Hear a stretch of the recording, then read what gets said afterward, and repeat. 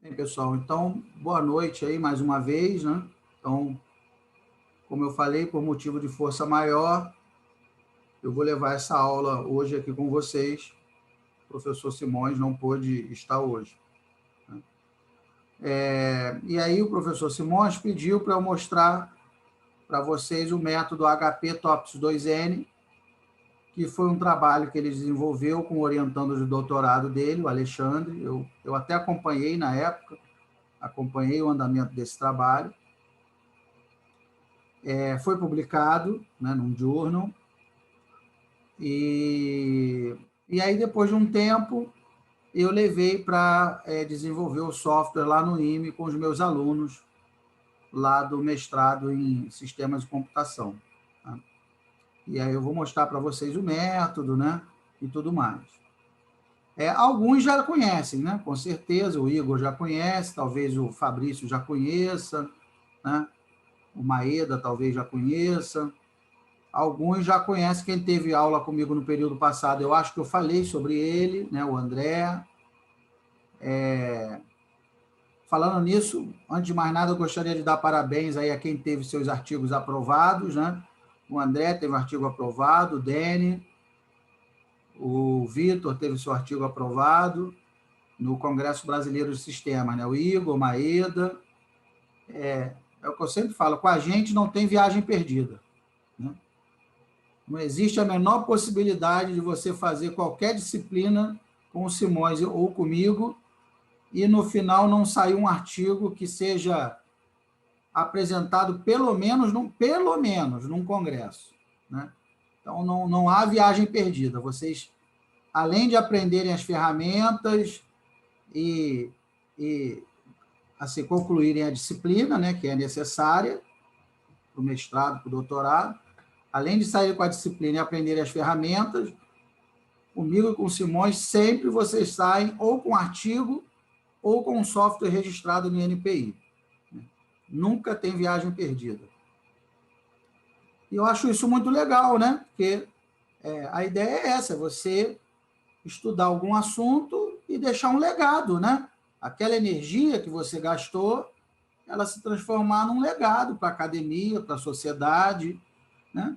É muito chato você entregar um trabalho para o professor, virou um trabalho, tá bom, 10, vai para a gaveta e ninguém nunca mais lê. Isso não faz o menor sentido, pelo menos na minha cabeça, né? Para mim, isso não faz o menor sentido. Mas, enfim, cada um, né? Cada um sabe como toca seu serviço, né? Enfim, então, assim, a coisa caminha para nessa disciplina também, com o professor Simões, vocês entregarem um artigo no final da disciplina, e quando for em maio, junho do ano que vem, esse artigo já deve estar sendo publicado aí, apresentado em algum lugar, né? Então, e aí já resolve várias, né? Vocês já ticam a disciplina, já sai com artigo em congresso, já resolve vários problemas para todo mundo. Mas então vamos lá. Então aí o professor Simões fez essa pesquisa com o Alexandre, que era orientando de doutorado dele, e aí depois eu peguei esse método, levei lá para o IME e nós desenvolvemos uma plataforma que realiza os cálculos do método, né? Então aqui mais ou menos alguns já conhecem, mas outros eu acho que não conhecem. É o caso do Luciano, né? Talvez o Guilherme, o Marcos, a Viviane, o Fortuna, eles talvez ainda não tenham visto esse método, né? E é interessante, por quê? Porque, se vocês não viram, acho que já viram o momento, né? O Simões já mostrou para vocês, até o 8º passo é a parte de estruturação, né? É o 8º passo do momento. E aí, depois, no final, você vem e aplica algum método.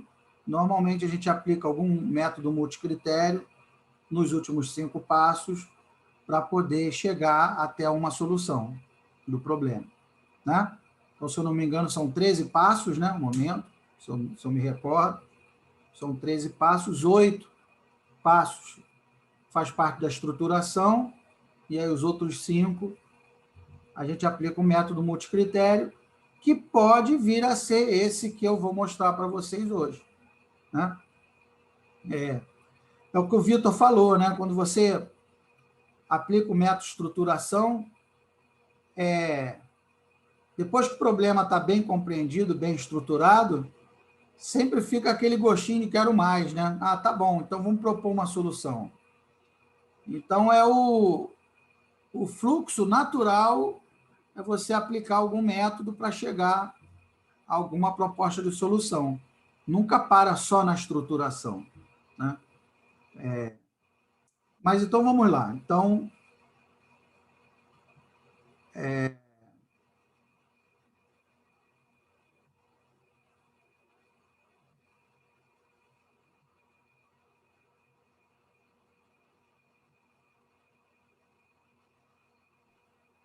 esse aí é o... E aí, chegou o Vitor aí com a serra elétrica aí do...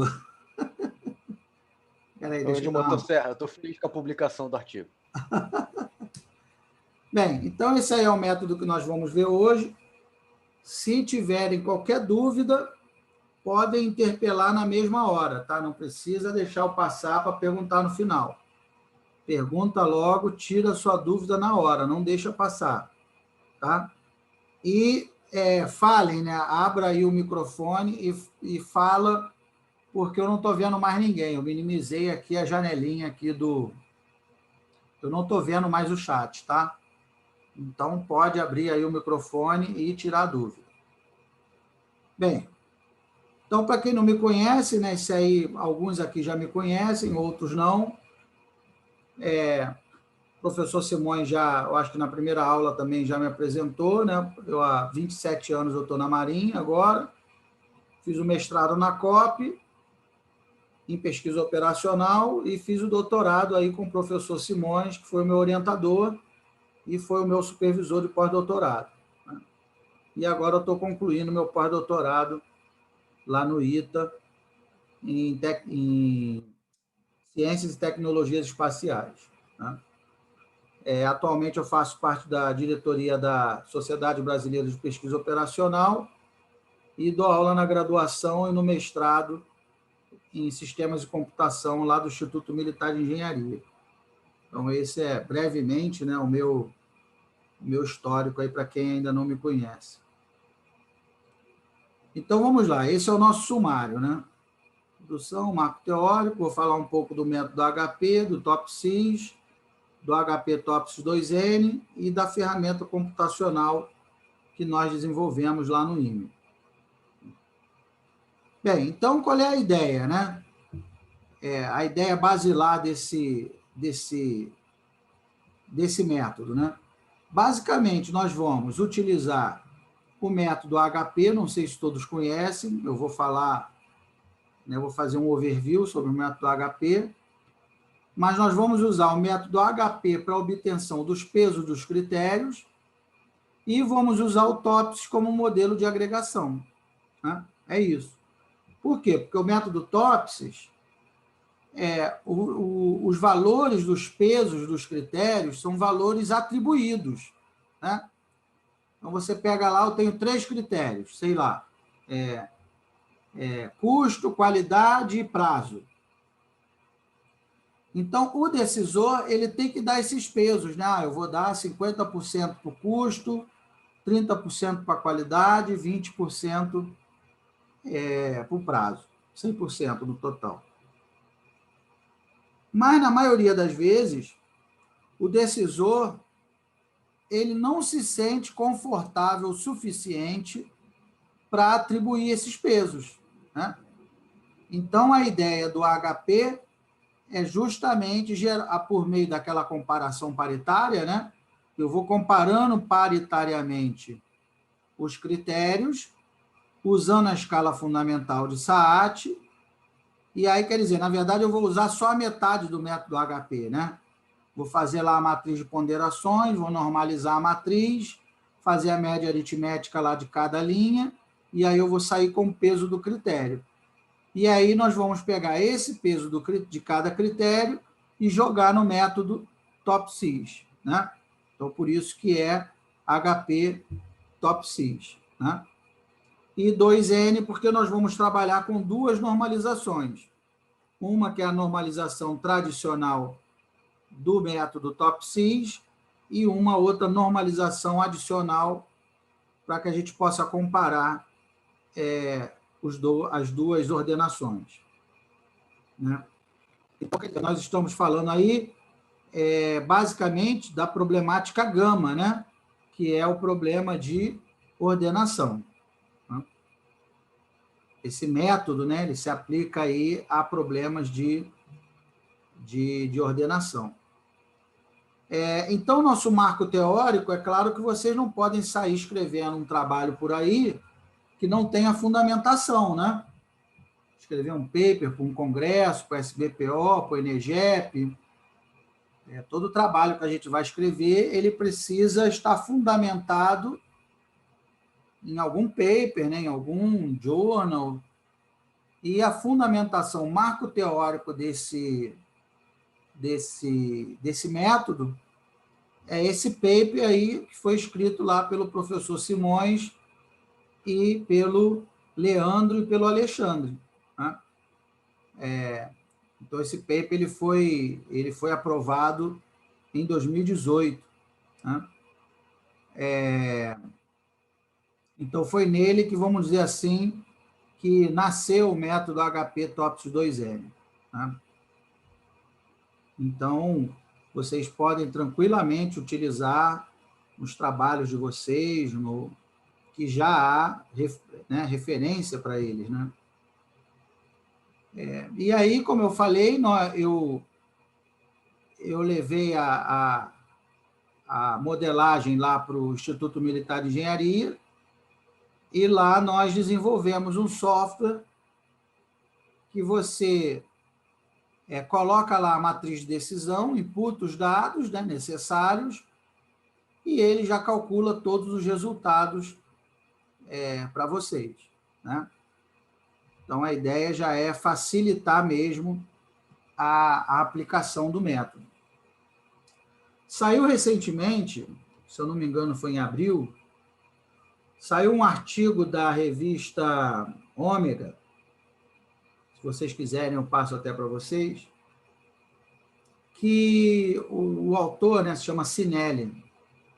O Cinelli, ele divide a solução de problemas, né, em 10 estágios, em 10 etapas. Ele criou uma taxonomia, vamos dizer assim, né, para a solução de problemas. E aí ele divide essa taxonomia em 10 etapas. E a 10ª etapa, ele chama de apoio tecnológico. Então, ele fala que, normalmente, para resolver problemas reais, eu preciso, em algum grau, de algum apoio tecnológico, né? Nem que seja uma mera planilha de Excel. A planilha de Excel é um apoio tecnológico. Certos problemas são simplesmente impossíveis de serem resolvidos à mão, né? Então, aí eles falam que... Então, trocando em miúdos, né, a história é o seguinte: se você cria um método, propõe um novo framework, né? Se você não tiver, o que diz lá nesse paper, né? Se você não tiver um software que realize esses cálculos, provavelmente esse método vai morrer. As pessoas não vão usar, né? Primeiro, pela facilidade, né? Você tem, eu crio um método Marcos Santos. Beleza, criei um método. Aí um monte de conta, um monte de vetores, muito legal. Método super bacana. Mas aí você tem um software lá, o Super Decision, que faz todos os cálculos lá para o método HP. Você vai ficar se arrebentando no método Marcos Santos? Alguns alunos, eventualmente, até podem se arrebentar, né? Mas a maioria vai optar pelo método HP, porque tem lá o Super Decision que faz tudo. Você coloca lá, né, as alternativas, os critérios, preenche lá a matriz de decisão o Super Decision já calcula tudo para você. Né? E esse que foi a grande sacada do SAAT. Né? O SAAT, embora o Cinelli tenha escrito isso esse ano, né, em abril de 2020, mas, na verdade, lá no final da década de 70, início de 80, o Thomas Saat já sabia disso, que ele ia lançar um método novo, mas que, a reboque do método, ele tinha que lançar também uma ferramenta computacional que desse conta dos cálculos desse método, porque senão ninguém ia usar. Né? E aí está aí o Super Decision, há anos, né? Funciona, já usei, funciona razoavelmente bem, né? Funciona tanto para o AHP quanto para o ANP. Né? E aí os outros autores foram fazendo a mesma coisa. Né? Então, se você for usar lá o Prometer, tem lá o software que calcula os resultados do método Prometer. Se você for utilizar o Electri, tem também um software que calcula os resultados do método Electri. O Macbeth também, lá do Bani Costa, também tem um software. Então, assim, esses métodos mais consagrados que nós conhecemos, praticamente todos eles têm algum software que realiza os cálculos do método. Né? E até muito por conta disso que eles se consagraram. Né? Por que um método se consagra e outro não? Né? Muito por conta disso. Bem, aí vamos fazer uma discussão inicial. Eu já até falei, mas eu acho que escrevendo facilita um pouco mais o raciocínio. Né? Então, qual é a ideia? Não sei se vocês conhecem, todo mundo conhece o método TOPSIS, né? Vou botar aqui, o método TOPSIS. Vou falar em linhas gerais aqui, tá? Não vou entrar no detalhe do método, mas só para vocês entenderem. Como é que o método TOPSIS funciona? Então, vamos supor que eu tenho 3 alternativas, né? Então, vamos dar um exemplo aqui, sei lá, vou dar um exemplo de celular. Então, eu tenho aqui o iPhone, vamos supor, o Samsung,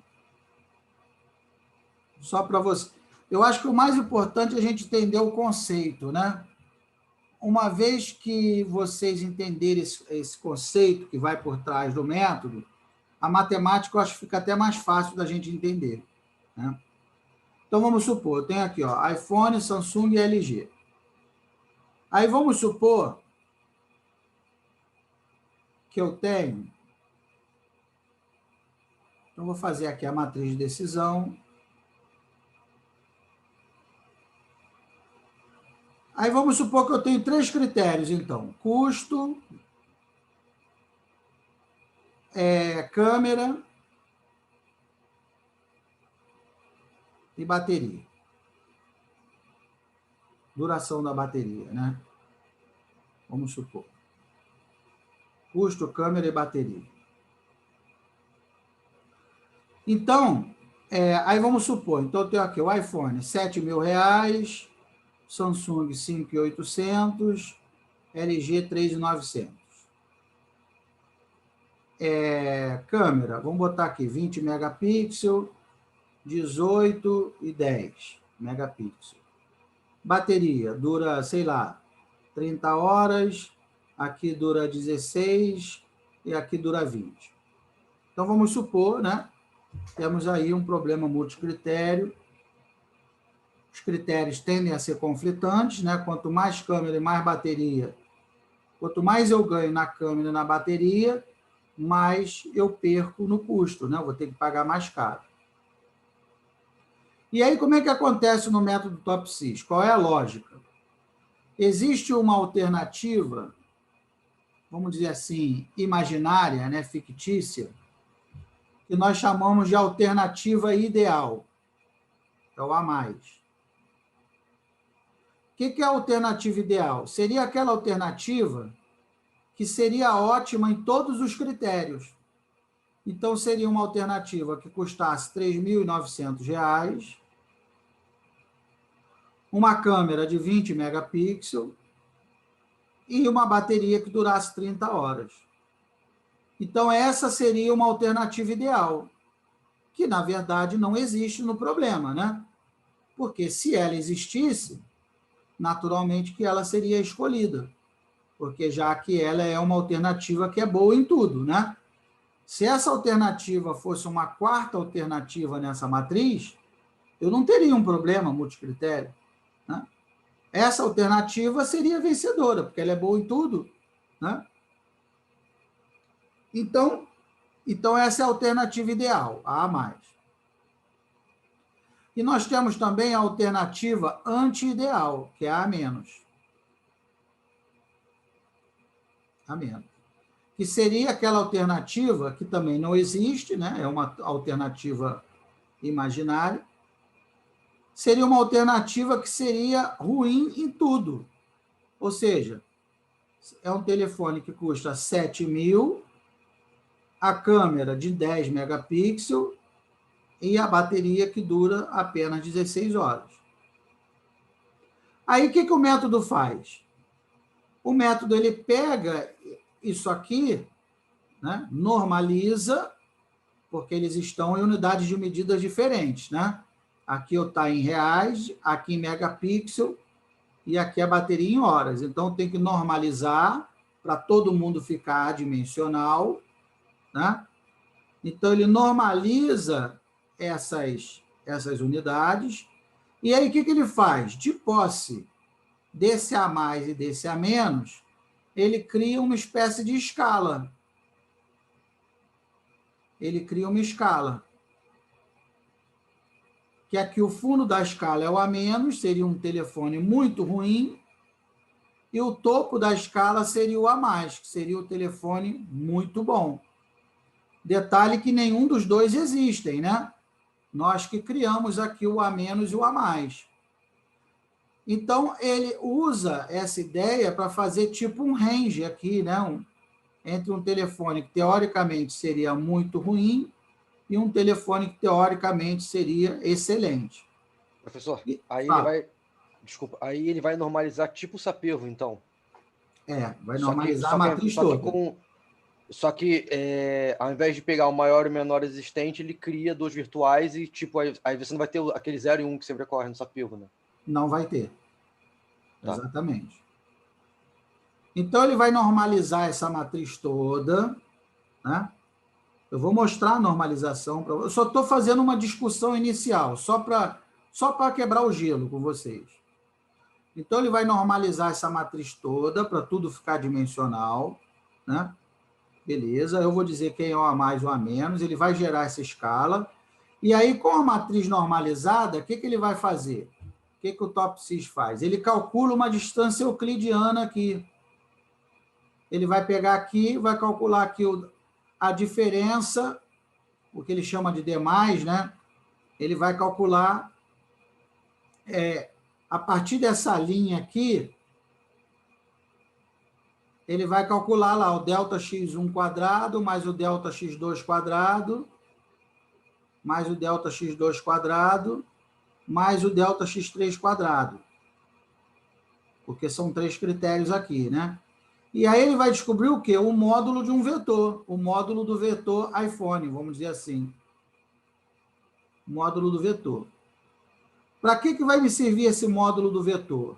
Ele vai me servir no seguinte, esse vetor, que eu vou chamar de vetor 1, que é o do iPhone, ele vai vir aqui e vai ver, bem, então esse meu vetor do iPhone deu aqui. Observa que nenhum telefone vai estar nem na origem, nem no final. Porque para o telefone estar na origem, ele deveria ser, para o vetor dar 0, né? Ele teria que ser péssimo em tudo. E para a ponta do vetor, né, estar aqui em cima do A+, ele teria que ser ótimo em tudo. Então, eu vou ter aqui o vetor V1, o módulo dele, do iPhone. Aí o TOPSIS faz o quê? Ele calcula também a distância euclidiana da alternativa V2, do Samsung, né? Aí vai gerar um outro vetor, V2. Então, aqui, V1, V2, V3. Então, esse cálculo aqui, essa raiz, é para calcular o módulo do vetor, né? Aí o Samsung vai dar um outro vetor lá, né? Ah, sei lá, vai dar um vetor assim, V2. V2. E aí eu vou lá, calculo LG também, uma distância euclidiana aqui, e aí calculo o módulo desse vetor V3. Aí vai dar lá um vetor V3. V3, aqui. V3. Isso aqui, a menos, a mais, é como se fosse uma régua, né? E aí o papo é o seguinte: quanto mais perto de A mais e, ao mesmo tempo, longe de A menos, melhor é a alternativa. Então, nesse caso aqui, né, a alternativa V3 é a alternativa que está mais longe de A menos e, ao mesmo tempo, está mais perto de A mais. Então, ela é a vencedora, né? Ela é a vencedora porque esse vetor, ele é o que está mais próximo do topo da escala e está mais longe da origem da escala. Então, essa que é a ideia do método TOPSIS. Incrivelmente simples, né? Não tem nada demais.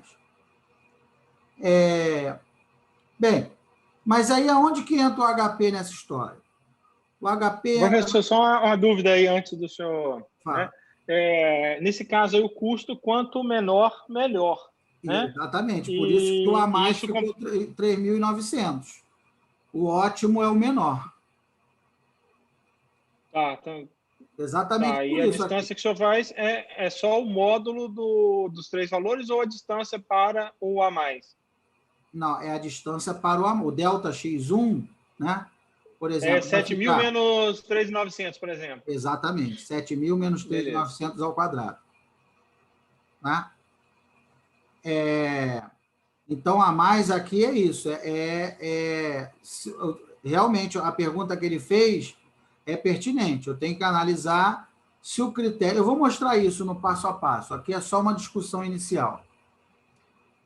Eu tenho que dizer, na hora de resolver o método, eu tenho que dizer se o critério ele é monotônico de custo ou monotônico de benefício. Se ele for monotônico de custo, quanto maior, pior. Então, é por isso que aqui o A menos ficou 7.000 e o A mais ficou 3.900. Né? Quanto maior, 7.000 é maior, então pior, ele é o A menos. E no critério monotônico de benefício, é o caso da câmera e da bateria, que é quanto maior, melhor. Então, aqui, 20, 18 e 10, eu peguei o 20. 30, 16 e 20, eu peguei o 30. Né? Mas isso tudo vai entrar na hora de fazer o cálculo.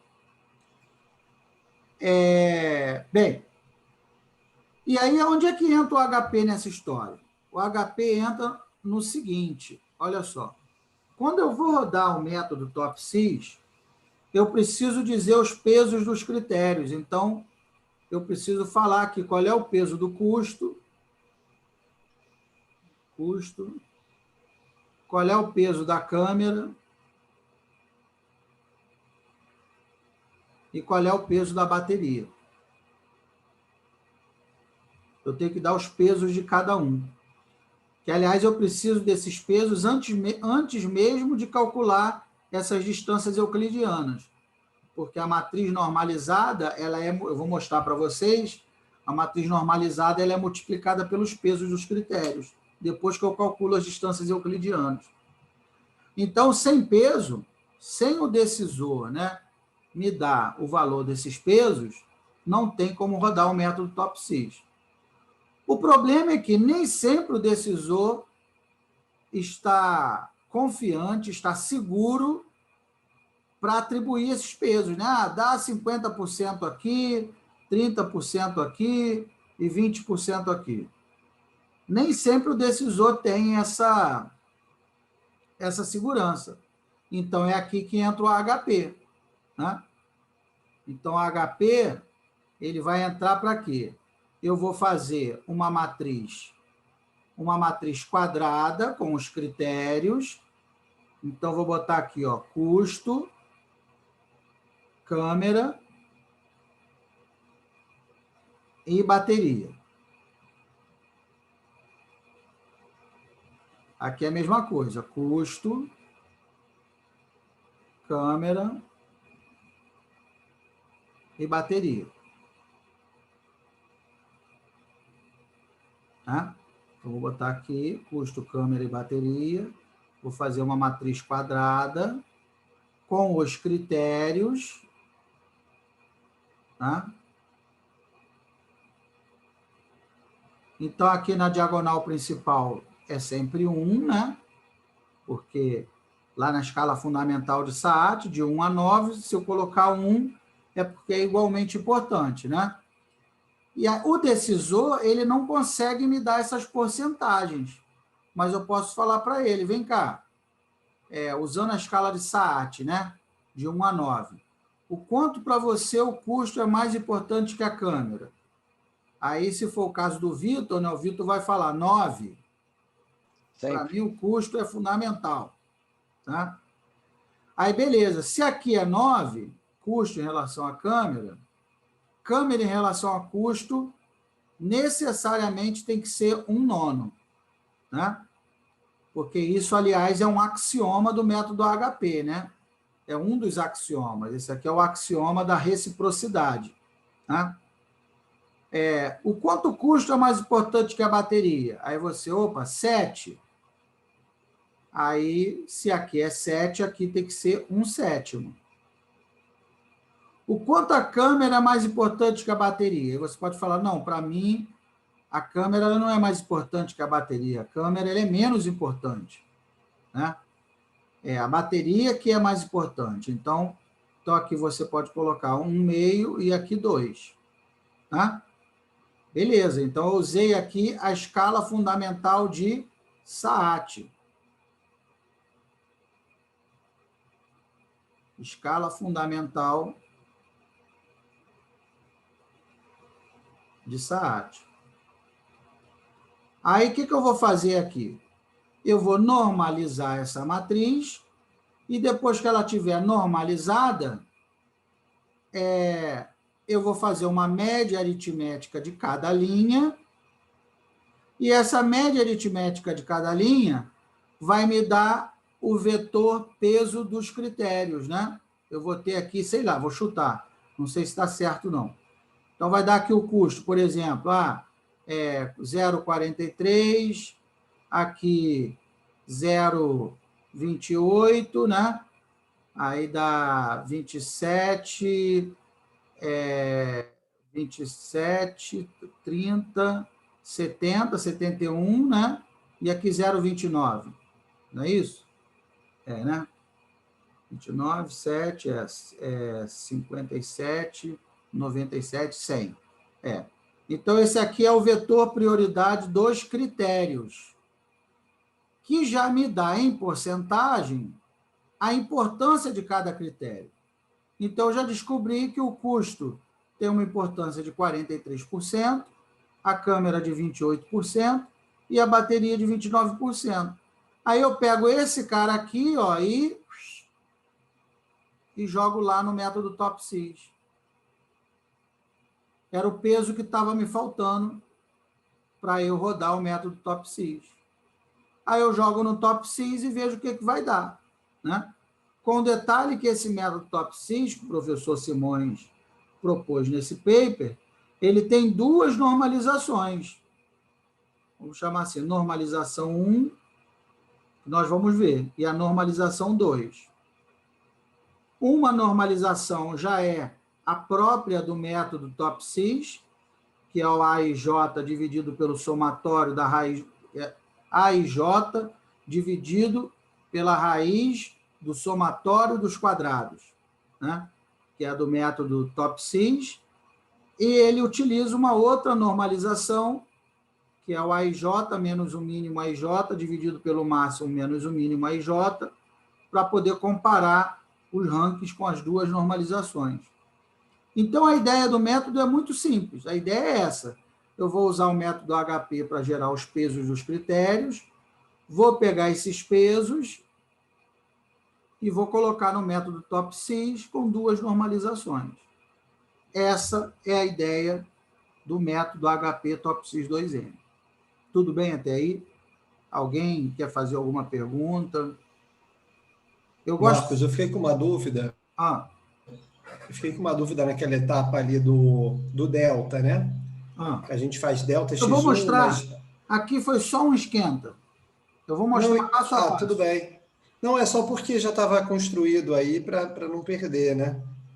Porque eu fiquei uma dúvida com a pergunta até do Luciano, né? Que ele falou assim, vai comparar em relação a mais ou em relação a menos? Os dois. Né? Vou comparar em relação aos dois. Compara em relação aos dois. Eu vou mostrar então na fórmula também. Beleza. A melhor alternativa é aquela que está mais próximo do A+, e, ao mesmo tempo, mais longe do A-.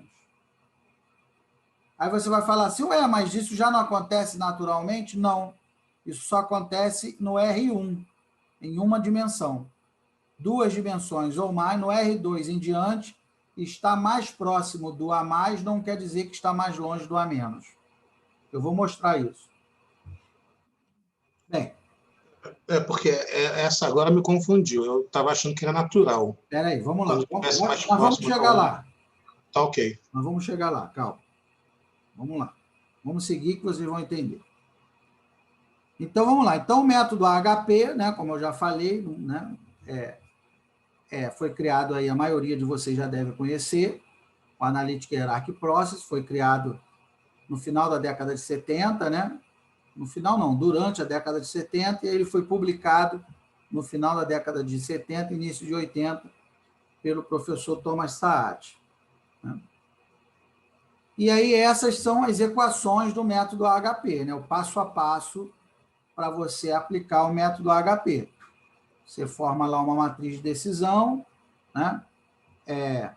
E aí, dependendo da situação, você tem que fazer, ainda mais se você tiver um problema com multidecisor, né, com vários decisores, a gente usa a média geométrica, né, das ponderações de cada decisor, e aí aqui nós usamos para normalizar, né, o W1 dividido pelo somatório de WI, que é o I ali da coluna, né, para normalizar a matriz, e por aí vai até chegar na razão de consistência, que quando eu tenho mais de 4 alternativas, 4 ou mais, eu tenho que ter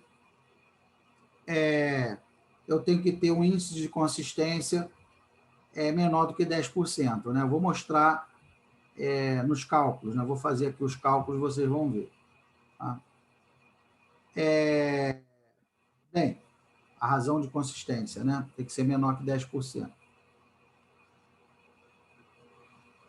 E aí, essa escala que eu falei para vocês, de 1 a 9, é essa escala aí, a escala fundamental de Saad, né? Onde quando eu comparo duas alternativas, quando eu coloco 1, quer dizer que as duas têm... Essa escala ela serve tanto para comparar os critérios, quanto para comparar as alternativas dentro de cada critério. Né? Mas aqui, no nosso caso, nós só vamos usar essa escala para comparar os critérios, para que seja gerado os pesos dos critérios. Né? E aí começamos com a matriz de decisão. Então, temos lá o problema, foi o exemplo aí do telefone celular que eu dei para vocês. Né? Então, começamos aí com M critérios, M alternativas e N critérios, e aí formamos a matriz de decisão. Então, um exemplo que eu dei, né? Vamos escolher, então, um smartphone. Um exemplo bem simples, bem meramente didático, né? Então, vamos supor que eu tenho o seguinte problema, né? Então, nós temos lá o custo. Quais são os critérios que me são importantes? Então, botei lá, custo, câmera, armazenamento e design. Tá? Então, eu faço aqui uma matriz quadrada e vou preenchendo essa matriz de acordo com a escala fundamental de Saad, de acordo com essa escala aqui que nós já vimos. Né? Cadê? Essa aqui. Tá? Eu vou fazendo a chamada matriz de ponderações. Então, Então, eu chego para o decisor e pergunto para ele, vem cá, então a diagonal principal, reparem, né? Aqui. A diagonal principal está aqui, 1, né? A diagonal principal da matriz sempre é 1, sempre. E aí eu vou perguntando para o decisor, né? O quanto que o custo é mais importante que a câmera? Aí ele, 4. Beleza, se aqui é 4, o elemento recíproco você não precisa nem perguntar para ele, porque tem que seguir o axioma da reciprocidade. Então, aqui é 1/4. Aí, o quanto que o custo é mais importante que o armazenamento? Aí ele, 5. Então, beleza. Então, se aqui é 5, aqui é 1/5. O quanto que o custo é mais importante que o design? 7. Beleza, então aqui tem que ser 1/7. O quanto que a câmera é mais importante que o armazenamento? Ele, 3. Então, beleza, então aqui tem que ser 1/3. Quanto que a câmera é mais importante que o design? Aí ele, 5. Então, aqui tem que ser 1/5. Quanto que o armazenamento é mais importante que o design? 3. Então, aqui tem que ser 1/3. Aí, beleza, fechou a matriz. Né? Aí, o que a gente vai fazer? Como é que a gente faz? A gente normaliza essa matriz. Como é que eu normalizo essa matriz? Eu vou pegar, por exemplo, como é que eu normalizo esse valor 1 aqui? Como é que eu normalizo esse valor 1? Se eu chamar ali o R1, eu vou pegar 1 dividido pelo somatório de todo mundo da coluna, dividido por 1 mais 1/4 mais 1/5 mais 1/7. Aí vou normalizar esse valor 1. A mesma coisa 1/4. Vou colocar, porque essa é a normalização do HP, né? Se eu pegar aqui um RJ qualquer, é um AIJ dividido pelo somatório de AIJ naquela coluna. Essa é a normalização do HP. Então, isso eu vou ter que fazer com todas as células dessa matriz, né? E aí eu vou ter a matriz normalizada e depois, aqui no custo da matriz normalizada, eu vou fazer a média aritmética dos valores normalizados. E aí o que vai acontecer vai ser isso aqui, ó. Eu vou ter os pesos dos critérios. Então, aqui são os pesos dos critérios. Então, reparem que eu não obriguei o decisor a me dizer que o custo é 59%, a câmera 24%, o armazenamento 11% e o design 5%. Eu não obriguei ele a isso. Eu só fui fazendo a pergunta aqui, porque cognitivamente é mais fácil o decisor fazer uma comparação binária, né, uma comparação paritária, do que ele me atribuir diretamente esses pesos. E aí, além disso, como eu falei para vocês, é calculado o índice e a razão de consistência. E esse juízo, né, essa opinião que ele deu, só vai passar se tiver uma razão de consistência menor ou igual a 10%. Essa razão de consistência não pode ultrapassar os 10%, porque senão quer dizer que a opinião dele, o juízo do decisor, não teve consistência, né? Isso é só a metade do método HP, é só a avaliação dos critérios. A gente não entra na avaliação das alternativas. Bem, então, como eu coloquei ali,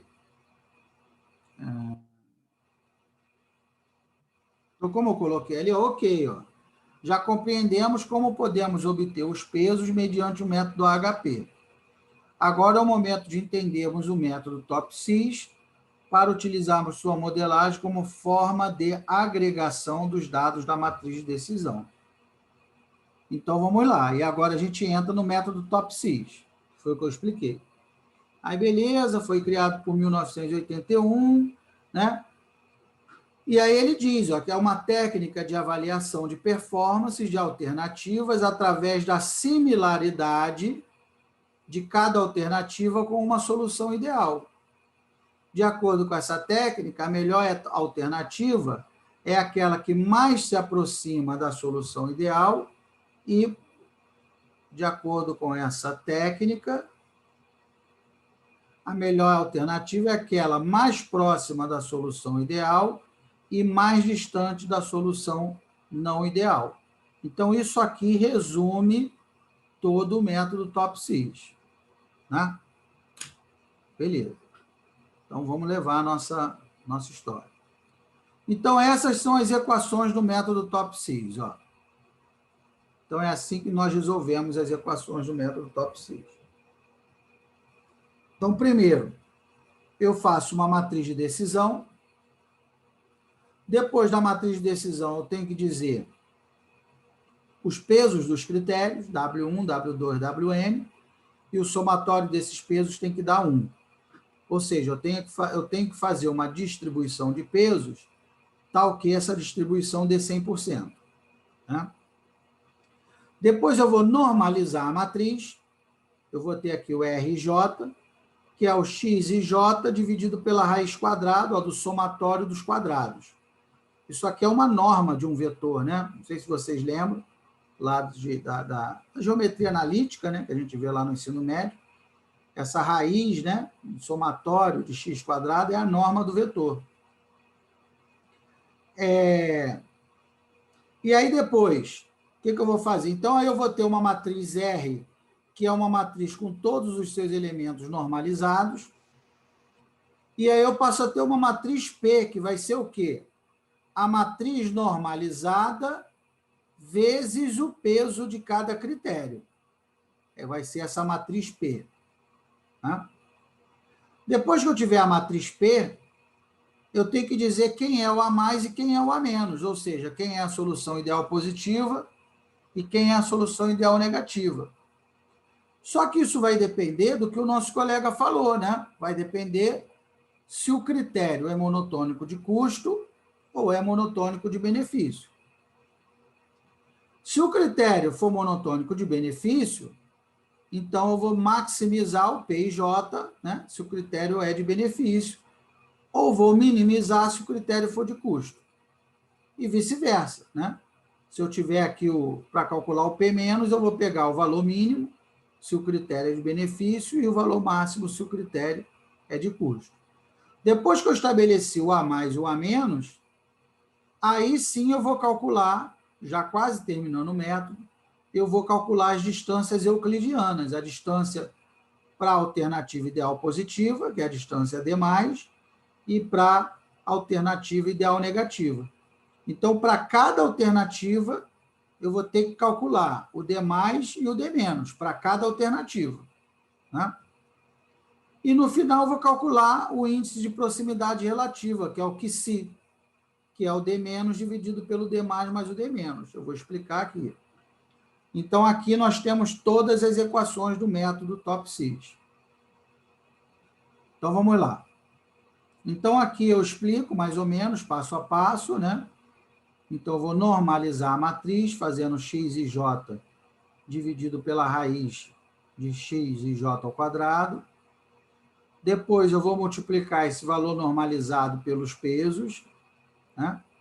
Depois, eu tenho que dizer se os critérios são monotônicos de custo ou de benefício. Né? Para quê? Para poder estabelecer quem é a alternativa ideal e quem é a alternativa anti-ideal. Né? Então, tá lá. Então, beleza. E aí é o que eu falei, tem uma pegadinha do malandro, né? Que aí o Dani falou, não entendi. Vamos lá, agora a gente vai entender. O que acontece? Você fala assim, ó, Marcos, para mim, eu tenho uma escala. Então, eu tenho uma escala aqui. A menos e aqui A mais. E aqui eu tenho um vetor. Para mim, parece natural que quanto mais perto esse vetor, né, a ponta do vetor estiver do A mais longe estará do A menos. Isso é uma meia-verdade. Isso é uma verdade se nós estivermos lidando com o R1. Se nós estivermos trabalhando com R2 ou mais, RN, né, qualquer R3, R4, isso não é uma verdade. Observa só. Vamos ver esse caso aqui no R2, né? Nesse caso aqui, cada letra representa uma alternativa, né? A, B, C, D e E. Qual é a alternativa que está mais perto da solução ideal? Aqui o A ideal. Quem é que está mais perto? Quem está mais perto é o C, todo mundo concorda? Né? Eu tenho aqui um disco, né? Uma circunferência. Quem está mais perto é o C, certo? Então, ela teria que ganhar porque ela é a que está mais perto de A+. Mas ela é quem está mais longe de A-? Sim ou não? Não. Quem é que está mais longe de A-? Parece ser o D. É o D, com certeza é o D. Né? Aqui eu tenho várias circunferências, né? O D é quem está mais longe. Então, esse aqui está mais perto de A+, e o D é o que está mais longe de A-.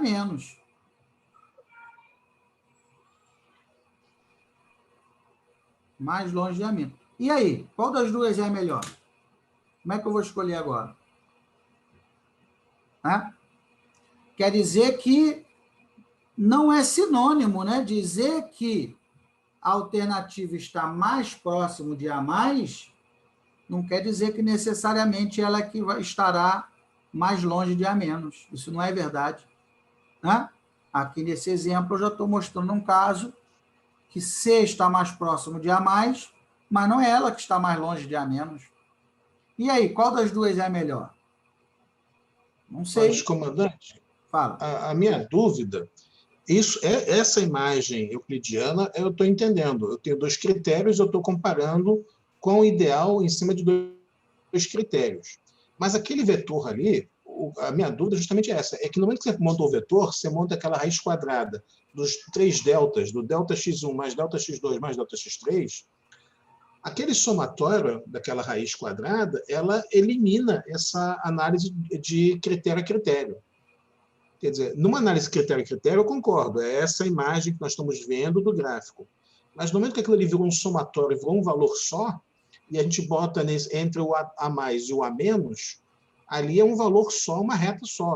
Eu não tenho mais o espaço euclidiano acontecendo aqui nesse vetor. Não sei se eu consegui... Não entendi legal sua dúvida. Por exemplo, no exemplo dos celulares, nós temos 3 critérios. 3, ok. Tinha lá o preço, a memória e câmera. Quando faz esse gráfico aqui de C1 e C2, e mostra que o anti-ideal e ideal, eu estou olhando somente 2 critérios, o C1 vezes o C2. Ah, sim, tá.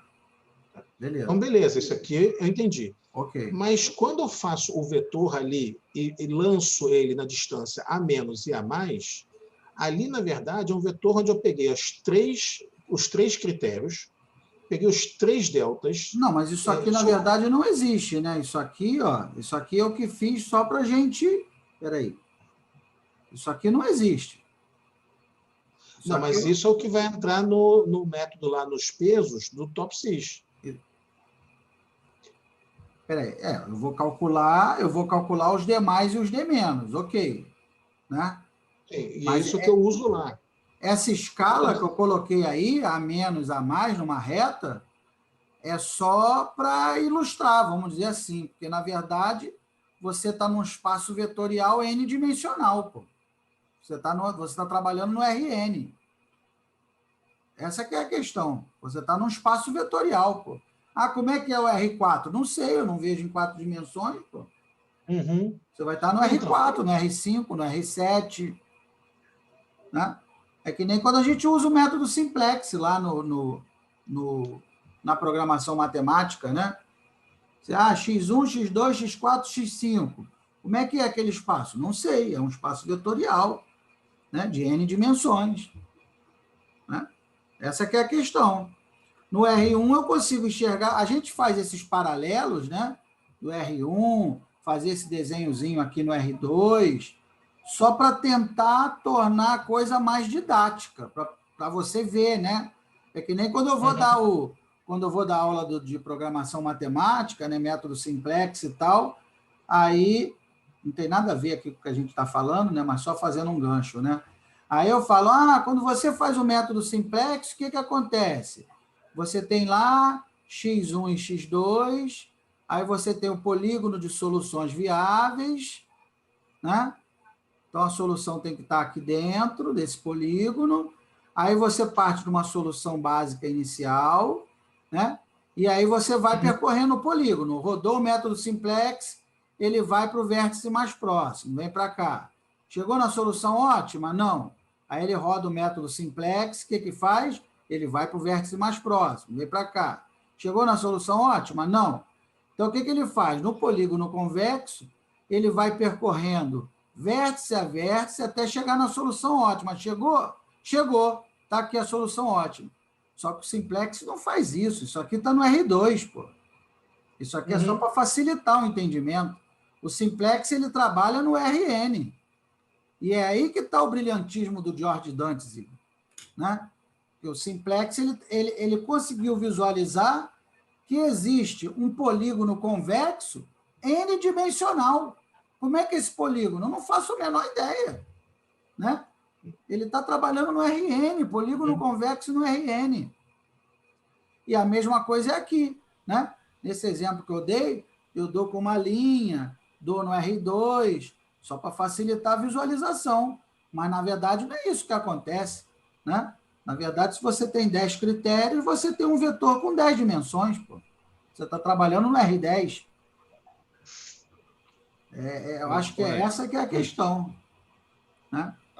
Acho que surgiu uma dúvida, no caso, na hora que o senhor calcula a distância euclidiana, justamente no critério de custo. Porque o maior valor de custo ele vai estar contribuindo para uma maior, dentro do cálculo, para uma maior distância euclidiana. Não, mas eu vou mostrar aqui. Eu vou mostrar aqui um caso. Eu vou mostrar aqui um exercício feito passo a passo. Na verdade, a minha colocação é simplesmente que, quando a gente olha assim, 2 a 2, beleza, realmente. O mais próximo nem sempre, o mais próximo do ideal nem sempre também é o mais distante do anti-ideal. Mas quando transforma tudo num vetor só, que você faz o somatório, ali naquele ponto ali, essa afirmação não vale. A afirmação vale quando a gente faz critério a critério. E aí, se eu tiver 10 critérios, eu vou ter, sei lá, N dimensões e N combinações a cada 2 critérios. Mas quando eu normalizo aquilo tudo num valor só, num vetor só, onde eu tenho embaixo o A- e o A+, aquilo ali é um somatório. Mas é claro que não, você está no RN, isso você está pensando no R2, pô. Eu estou falando no RN, num espaço n-dimensional. Sim. Não, concordo, eu estou concordando com isso. Eu só estou dizendo que aquele vetor, na verdade, ele não está em RN. Quando eu somo o módulo dele, ele está em R1. Porque eu somei todo mundo, tirei a... Não, tudo bem. Eu entendi, você está calculando o módulo dele, mas ele está em RN. Por que ele não está em RN? Por que ele não está? Eu tenho aqui. Eu tenho lá, peraí. Eu tenho aqui um R3. Tem um espaço aqui com 3 dimensões. Né? Tem um espaço com 3 dimensões. Eu pego aqui, sei lá. Tenho aqui... Tchan, tchan, tchan, tchan. Tenho aqui. Né? Então, eu tenho lá o vetor, sei lá, 5, sei lá, 3 e 2. Né? Tem o vetor aqui, 5, 3 e 2. O módulo dele é esse aqui. Esse aqui é o módulo dele. Mas ele está num espaço R3, ué. Qual o problema? E aí? Tá, o delta. Na verdade, você calculou a raiz quadrada dos deltas. É. E o delta é em cima de cada... Tá, entendi. É isso aí. Ele continua no R3. Pode estar no R4, no R5, no R10. Entendi. Entendeu? Bem.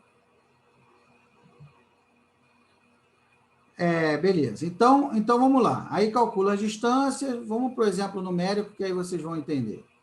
E aí eu calculo o QSI, que o QSI vai me dar a proximidade relativa.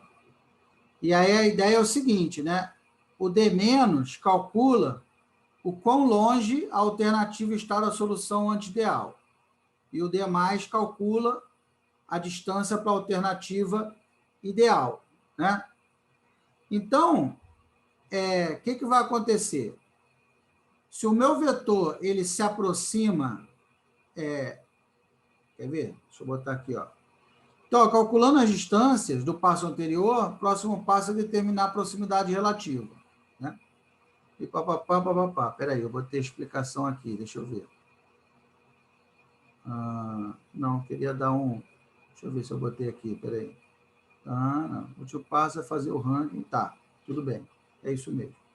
Então, eu vou calcular o QSI, que vai ser o D- dividido pelo D+ mais o D-. Né? Repare o seguinte, que quanto mais próximo ele tiver do A+, vê se vocês concordam comigo.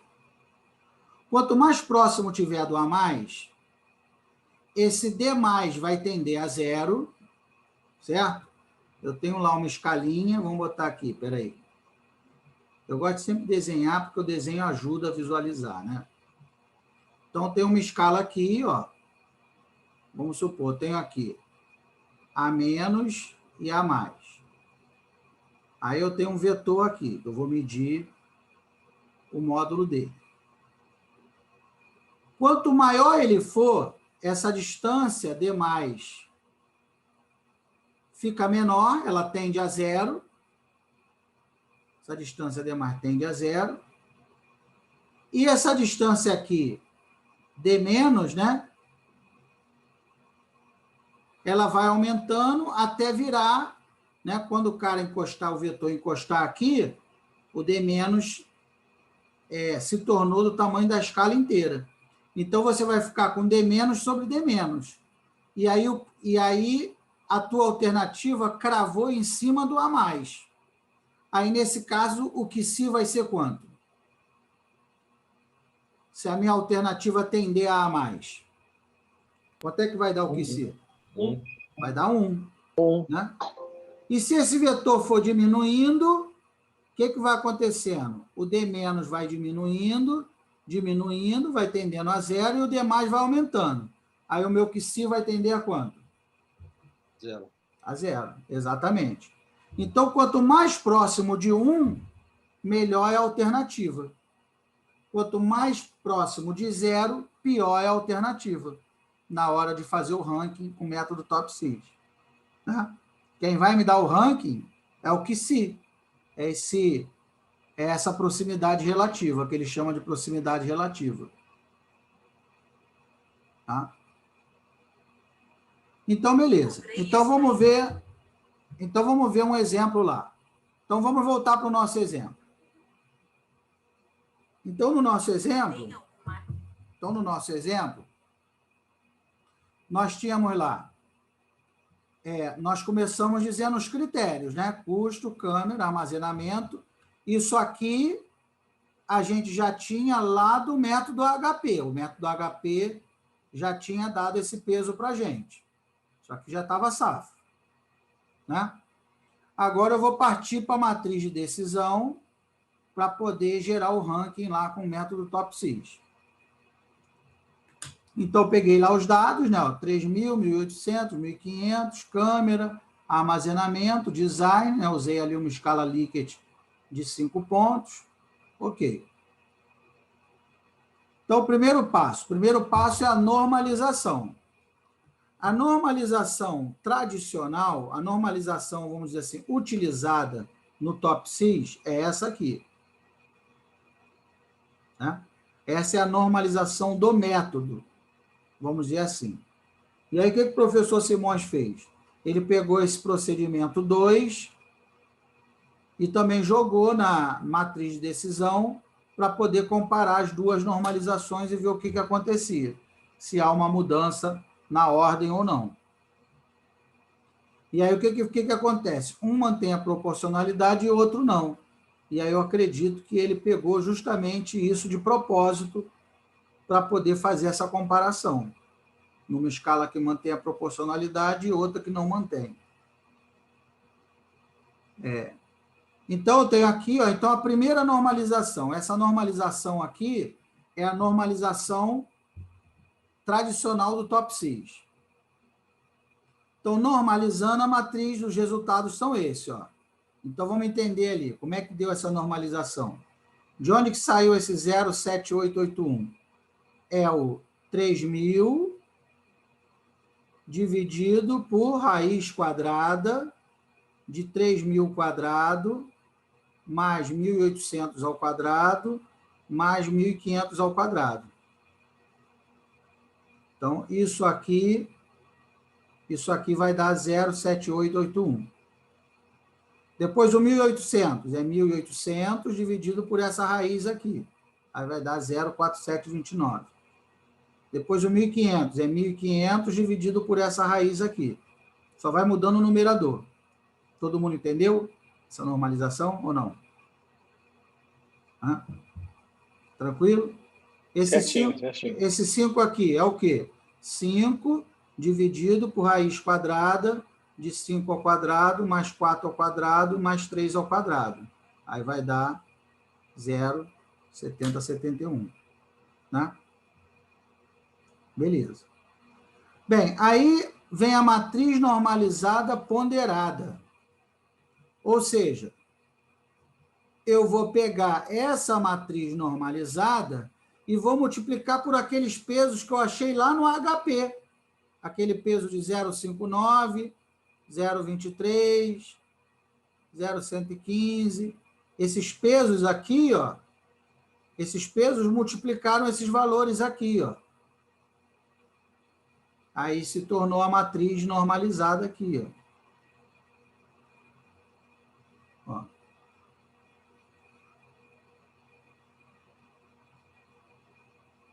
E aqui, ó. Tudo bem até aí? Então, tem a matriz ponderada, com o procedimento 1 de normalização. Aí vem o A mais e o A menos, ó. Então, eu vou dizer para ele, o top 6, para mim é o seguinte, olha só. Deixa eu botar aqui o... Para mim é o seguinte, no custo, o A mais é o menor valor. Então, 046, 027, 023, o melhor telefone é o que tem o menor valor. E o pior telefone é o que tem o maior valor. Já a câmera, não. A melhor câmera é o que tem o maior valor, 0,17. E a pior é o que tem o menor valor, 0,09. O armazenamento, o melhor é o que tem o maior valor. E o pior é o que tem o menor valor. E o design é a mesma coisa. O melhor é o que tem o maior valor e o pior é o que tem o menor valor. Né? E aí eu calculo as distâncias euclidianas, D mais e D menos. Como é que eu calculo essas distâncias? Então, eu vou fazer raiz quadrada, por exemplo, do iPhone. Né? Vou fazer raiz quadrada de 0,4664 menos o D+, né? Como é que eu calculo o D+ aqui do iPhone? Como é que eu calculo aqui o D+ do iPhone, por exemplo? Como é que eu cheguei nesse 0,23? Isso aqui foi o seguinte, ó. O D+ do iPhone vai ser igual a raiz quadrada, o valor dele, ó, 0,4664, menos o A mais dele, ó, menos esse cara aqui, 0,2332 ao quadrado, mais Aí eu pego do iPhone, aqui, esse cara aqui menos esse aqui. Então, 0,1381 menos 0,1726 ao quadrado. Mais, agora esse cara aqui, menos esse aqui. Então, 0,0502 menos 0,1005 ao quadrado. Mais, agora esse aqui, menos esse aqui. Que aí vai dar zero, né? 0,0380 menos 0,0380 ao quadrado. E aqui a raizona. Essa raiz aqui vai dar 0,2375. E isso eu tenho que fazer o D+, do iPhone, do Samsung e do LG. Depois o D-, do iPhone, do Samsung e do LG. E aí, o que eu vou fazer? Essa pontuação aqui, na verdade, é aquele QSI, né? É o cálculo do QSI. Então, o primeiro lugar ficou o LG, 0,9416. O segundo lugar ficou o Samsung. E o último lugar é o iPhone. Vê que ficou bem coerente. Por quê? Porque o iPhone tem o custo, tem um peso de quase 60%, 59,2%. Então, como ele é muito caro, ele foi muito penalizado. Por isso que ele ficou em último lugar. Porque o custo dele é muito alto e o peso do custo também é alto, né?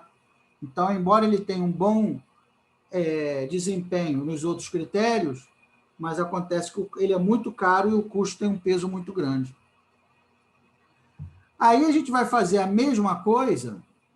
Deixa eu até tirar uma foto aqui. Professor, não tem como voltar, não? Fala. Só a última coluna ali, a normalização N1 aqui, esse 0,9416, por exemplo, como que você obteve? Esse aqui como que ele foi? Esse aqui é o QSI. Esse cara aqui, Isso.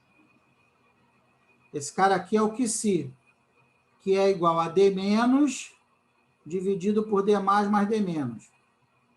É aquela formulazinha, né? Então, eu vou pegar ali, vai ser o D-, que é 0,2555, dividido por D+, mais D-, 0,0158 mais 0,2555. Esse cara aqui é o D- dividido pelo D+, mais o D-. Tudo bem até aí? Ou não?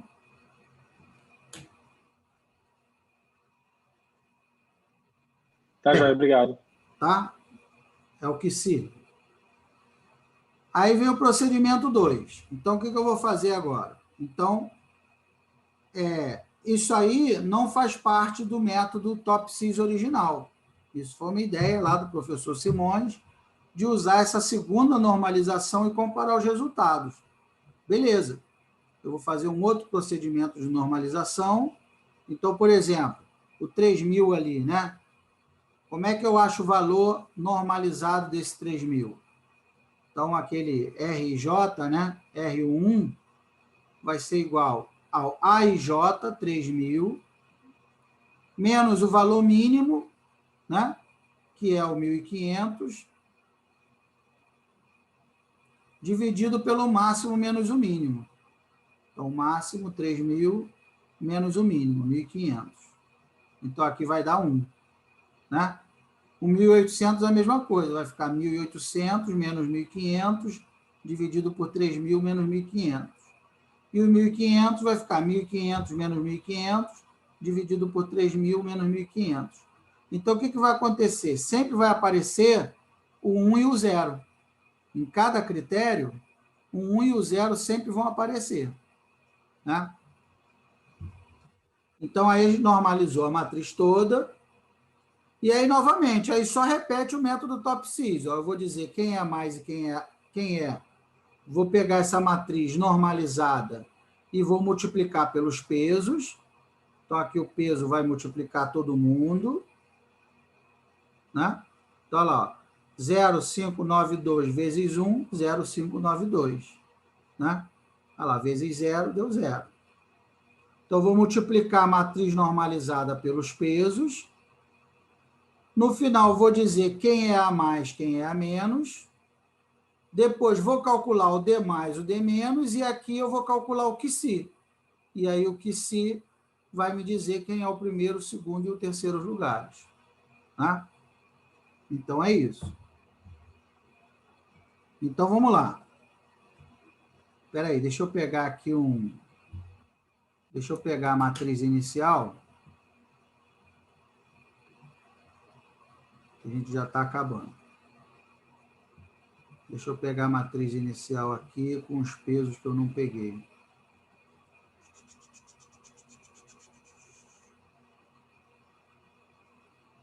Vou pegar aqui. Cadê os pesos?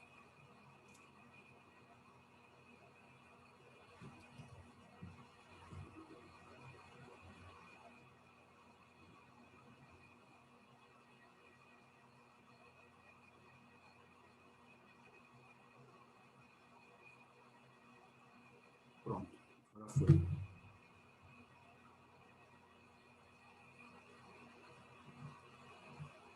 Então, vamos voltar lá.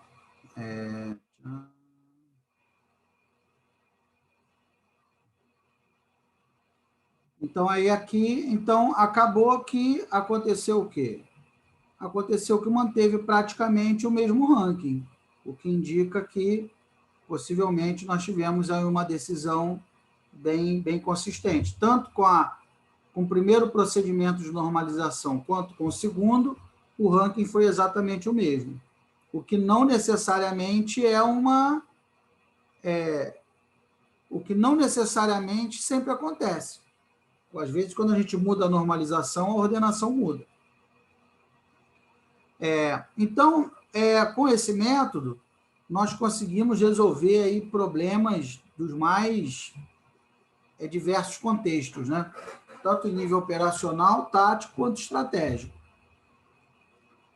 Então, aí, recentemente tivemos aí esse artigo que foi apresentado lá no CIMEP, ó, aquisição de uma viatura blindada multitarefa leve sobre rodas para o Exército Brasileiro por meio do método híbrido HP TOPS 2N.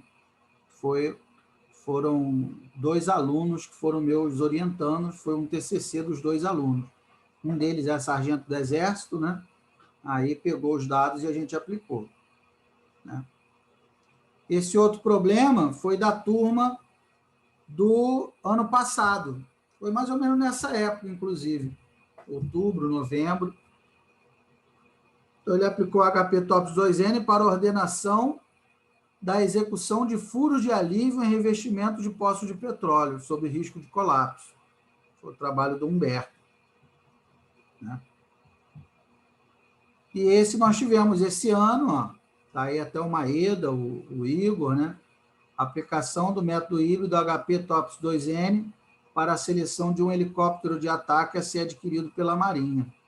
Então, esse foi aprovado aí recentemente. Então, vamos lá. Então, relembrando as equações, né? Vamos fazer rapidamente aqui um overview, né? Então, nós temos aqui, primeiro, as equações do método AHP, né? Que nós só vamos utilizar, basicamente, até a metade, que é justamente no estabelecimento dos pesos dos critérios, né? Eu vou estabelecer lá o vetor prioridade, lá dos pesos dos critérios. Eu não vou entrar no cálculo lá dos pesos das alternativas, né? No peso global das alternativas. Então, aqui estão as equações do método TOPSIS. Nós vamos utilizar também, e no final o QC, nessa proximidade relativa, que vai me dizer o quão longe cada alternativa está. Está longe da alternativa anti-ideal e, ao mesmo tempo, perto da alternativa ideal. Então, utilizaremos esse conjunto de equações também. E também utilizaremos aqui as equações das normalizações, né? Aí vocês falam, pô, professor, mas aí haja equação, né, para fazer essa contarada toda, né? Até no Excel fica trabalhoso, né? Que para cada problema vai ser um Excel diferente. Pois é. Mas calma que aí nós temos aí um software chamado Tree Decision Methods.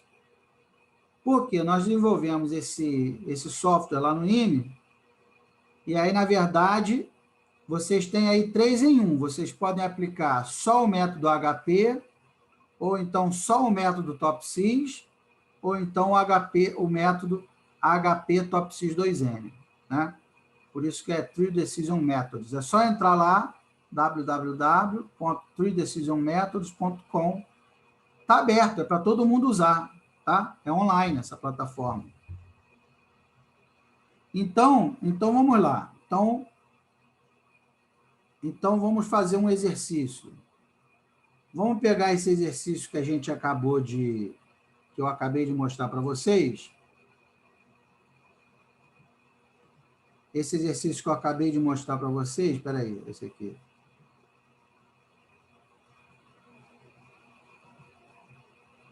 E aí vamos colocar a mão na massa, então, né? Vamos lá. Então, ó, vamos refazer o exercício que eu mostrei aí, passo a passo para vocês. Tá? Vamos refazer esse exercício. Espera aí, deixa eu abrir aqui.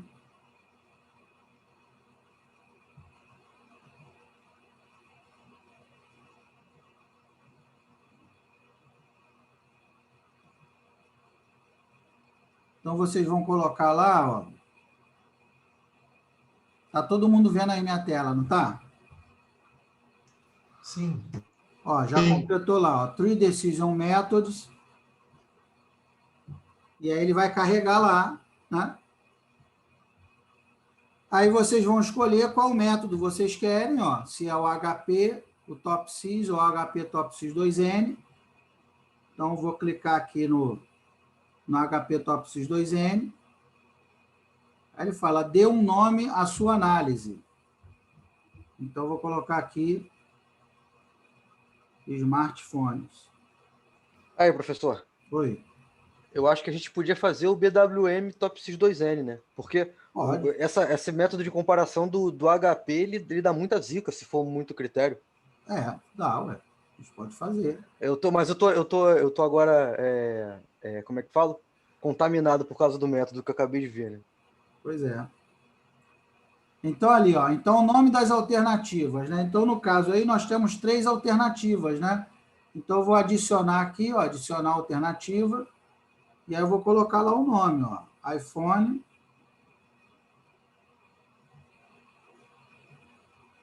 Samsung.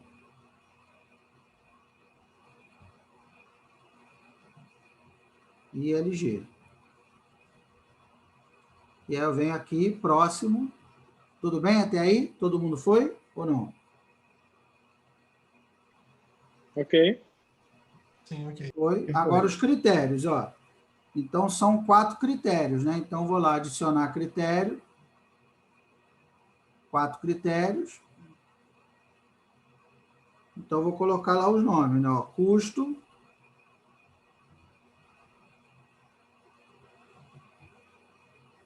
Câmera.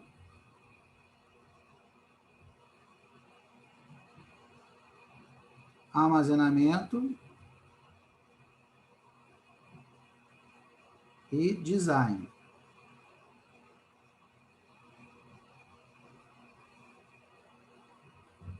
Tudo bem até aí? Então, não fiz nada demais, só inputei quem são as alternativas e os critérios. Certo? Então, vou lá, próximo. Aí, aqui. Ó, critério custo. Eu vou ter que colocar os valores, ó. Então, vou botar agora o custo do iPhone, do Samsung e do LG e vou dizer se eu quero maximizar ou minimizar esse custo. Ou seja, se ele é um critério monotônico de custo ou de benefício. Né? Então, o iPhone, vou botar lá, 3.000, Samsung, 1.800 e o LG, 1.500. E aí, o preço eu quero o quê? O máximo ou mínimo? Mínimo, né? Mínimo. Então, aqui eu vou botar mínimo. Aí, a câmera, 12 megapixels, Samsung, 8, LG, 15. E aí, a câmera eu quero o quê? Maximizar ou minimizar? Maximizar. Maximizar, já está lá. Aí, armazenamento. Vamos botar lá, 64. Samsung, 32. LG, 128. E aí, eu quero maximizar ou minimizar? Maximizar. Maximizar, deixa lá. Design. iPhone 5, Samsung 4, LG 3. E aí eu quero maximizar ou minimizar? Maximizar, né? Então, preenchi tudo. Vou lá, próximo. Aí, agora, o que ele está pedindo? Então, reparem. Então, primeiro veio uma tela para eu inserir as alternativas. Depois, outra tela para eu inserir os critérios. Depois, outra tela para eu preencher a matriz de decisão. Né? E agora, a quarta e última tela, ele vai pedir para eu preencher lá de acordo com a escala de SAAT, para gerar os pesos dos critérios. Né? Então, ele já fala para mim, ó, o quão preferível o custo é em relação à câmera. Né? Então, no nosso problema, nós colocamos 4. Ó. Então, eu venho aqui, ó, é só arrastar aqui essa barrinha, ó, 4. Para mim, custo é mais importante que câmera. E custo em relação ao armazenamento. No nosso problema, nós colocamos 5. Ó. E custo em relação ao design. Ó, 7. Depois, câmera em relação ao armazenamento. Câmera armazenamento foi 3. Depois, câmera design foi 5. E depois, por último, foi armazenamento. Foi o quê? Me perdi. Armazenamento design, né? Armazenamento design foi 3. Ó. Então, são 4 telas. Primeiro, alternativas. Segundo, critérios. Terceiro, os dados da matriz. E a quarta, a escala fundamental de SAAT para gerar os pesos. Submeter. Análise submetida. Pronto, está tudo calculado já. Ó. Todas essas contas que nós fizemos já estão aqui. Ó. Ele já apresenta... Aí já tem uma validação da razão de consistência ser menor do que 10% já. Já Se tem. desse zica, aí voltava para a tela anterior. Ele volta para a anterior. Exatamente. Aí já marca lá onde é que está divergente. Já. Legal. Então, aqui, ó. Então, aqui já aparece ó, o D+, o D- e o coeficiente lá de proximidade, né, o QSI. Então, esse procedimento 1 é o procedimento já orgânico, né, do método TOPSIS, e o procedimento 2 é aquele que o professor Simões colocou, do AIJ menos o mínimo AIJ dividido pelo máximo AIJ menos o mínimo AIJ. Né? E aí ele já dá aqui, ele já mostra, bem, com as 2 normalizações, por isso que é 2N, né? Porque ele trabalhou com 2 normalizações. Com as 2 normalizações, ele mantém o mesmo ranking. Então, isso já te dá uma segurança a mais de que a sua análise, né, o seu apoio à decisão está com a consistência adequada. Né? Se você quiser vir aqui, quer ver? Se você clicar aqui no mais, ó, ele já mostra, ó, aqui que você perguntou, ó, você clicar no mais, ele já te dá o valor de lambda, o índice randômico, ó, o índice de consistência, a taxa e a classificação. Tá vendo? O que interessa para a gente é esse cara aqui, ó, o índice de consistência, que tem que ser menor do que 10%, né? Foi 9,5 ali. Né? E se você... Comandante, ele, no caso, ele faz igual o Super Deciso, ele indica, aproveitando essa pergunta do Luciano, ele indica o local da inconsistência ou obriga não indica. Não indica. É porque isso é aquilo que o senhor tinha falado, né? Que vai direcionar o decisor naquele ponto, né? Vai influenciar. Não indica. Não indica. Você vai ter... Ele não vai seguir adiante até a sua análise, até ela ser consistente, ele vai falar, olha, está reprovado na consistência. O que, na verdade, eu acho até uma coisa boa, né? Se você parar para pensar, porque o que o pessoal faz é o seguinte, quando você usa o Super Decision que dá inconsistente, você vai lá dar uma mexidinha até alcançar a consistência e pau na máquina. Isso. Né? Ele influencia nele. Você acaba influenciando a tua análise, né? Porque você quer que o seu problema fique consistente. Aqui não, aqui ele vai mandar você refazer até ficar menor que 10%. Na marca. Né? E aí, assim, se você for fazer uma nova análise, todos os dados que você colocou, você vai perder. Então, se você quiser salvar os dados, você vem aqui, ó, salvar em PDF, aí ele já gera um relatório com todas as entradas, ó. Ele já gera um relatório com tudo que você imputou no software. E aí você pode salvar o seu problema, ó. Então tá lá a normalização 1, normalização 2, pontuação, matriz de Saat, ele já vai e você pode salvar o teu projeto, porque uma vez que você colocar aqui nova análise, você perde todos os seus dados, né? Aí já é um novo problema. Agora, lá na última, quando você compara os dois procedimentos de normalização, se os rankings não batessem, como é que a gente resolve isso? Não resolve. Você tem que analisar. Não resolve, né? É justamente para isso que foi feito, pô. Né? Se bater, está resolvido. A sua análise foi robusta, está consistente, ok. Se não bater, tem alguma coisa de errado. Você tem que debulhar mais o problema. Tem alguma coisa que não está legal. Né? A ideia é justamente essa. Né? E aqui, ó, quais são as outras facilidades que nós temos? Você pode colocar o software tanto em inglês quanto em português, né? Tem um tutorial aqui, para quem não sabe mexer, tem um tutorial aqui sobre cada método. Então, ele explica, né? Esqueci que o professor Marcos falou. Tem um tutorial aqui explicando como utilizar, ó, passo a passo, né? Um link no vídeo do YouTube, ó. Selecione o método HP TOPS 2N, ó. Escreva um nome para a sua análise. Quer dizer, não tem como errar, né, cara? Ó. Não tem como errar. Não, é bem legal. Estou até achando aqui, porque é bem legal para quem não está muito habituado para usar, né? Exatamente. É bem mais fácil. A minha preocupação é na hora da avaliação lá, porque como não tem a escala, né?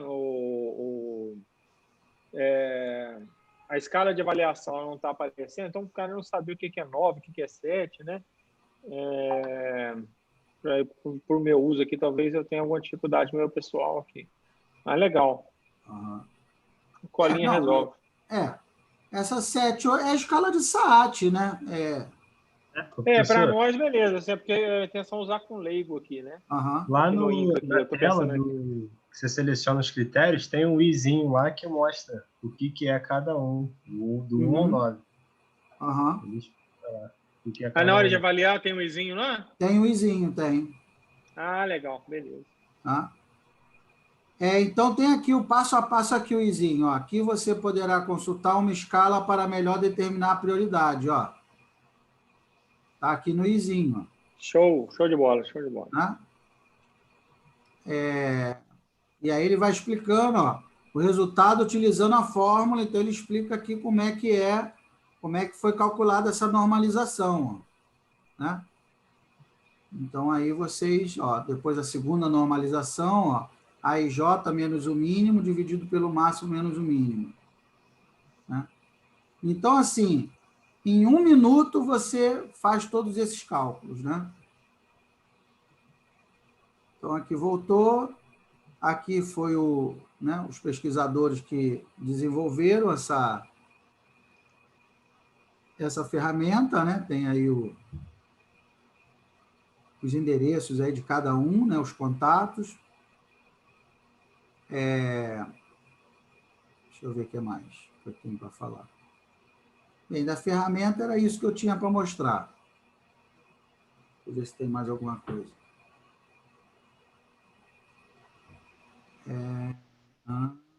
Peraí.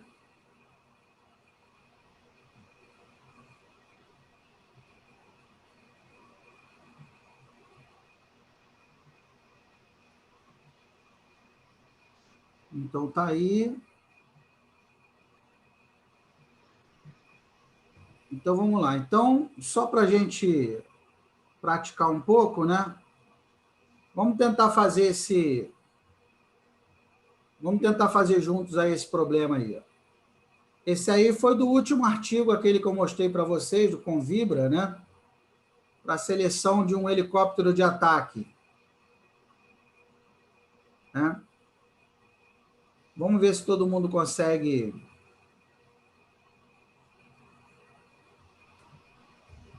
Vamos ver se a gente consegue utilizar o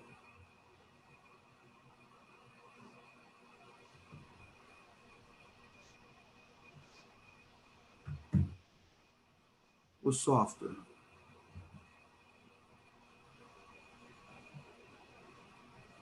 Deixa eu botar aqui, peraí.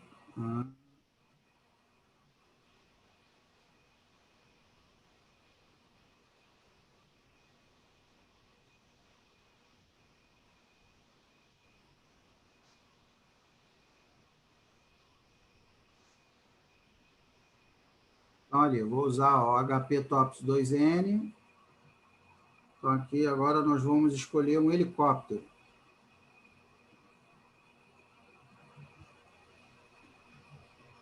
Tá? Então, aqui são quantas alternativas? 6. 3, 4, 5, 6. Então, eu vou colocar aqui, é o T-129.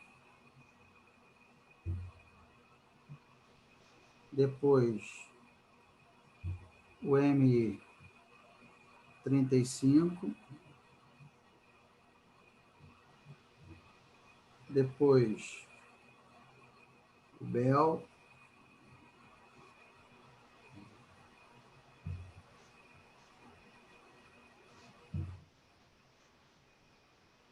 Depois, o K-52.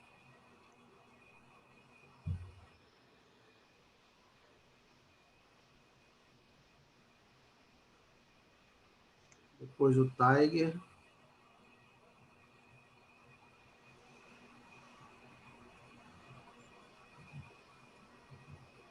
Por último, o AH-64E Apache. Então, vamos lá. Então, adicionei as alternativas. Agora eu vou colocar os critérios. Então, os critérios são velocidade, carga útil, canhão, 4, 5, 6, 7. 2, 3, 4, 5, 6, 7.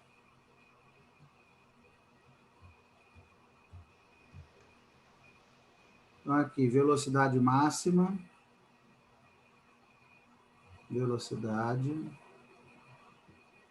Depois, carga útil. Depois, canhão.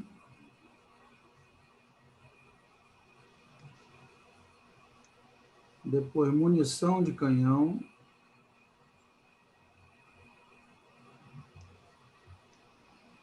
Depois, quantidade de foguetes.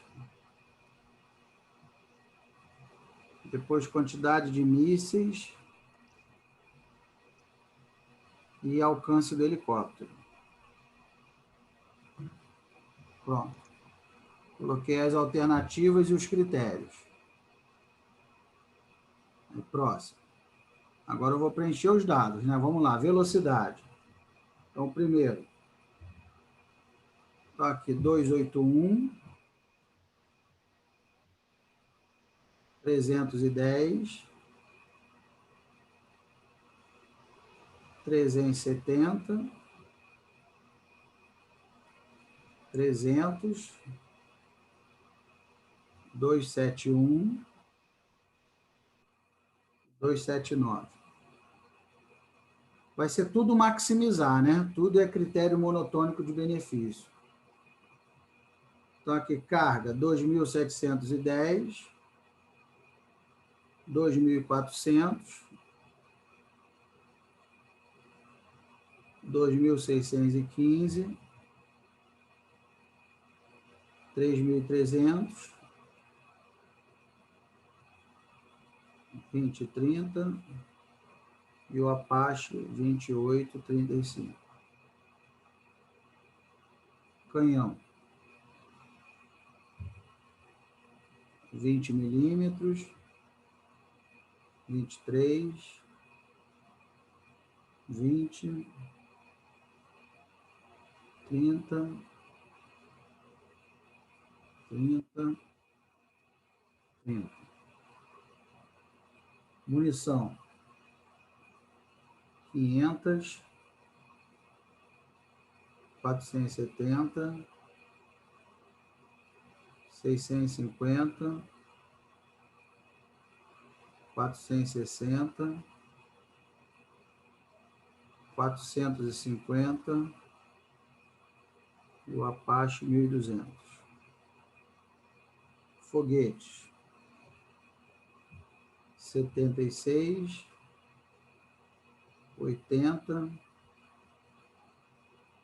76, 80, 68, 76.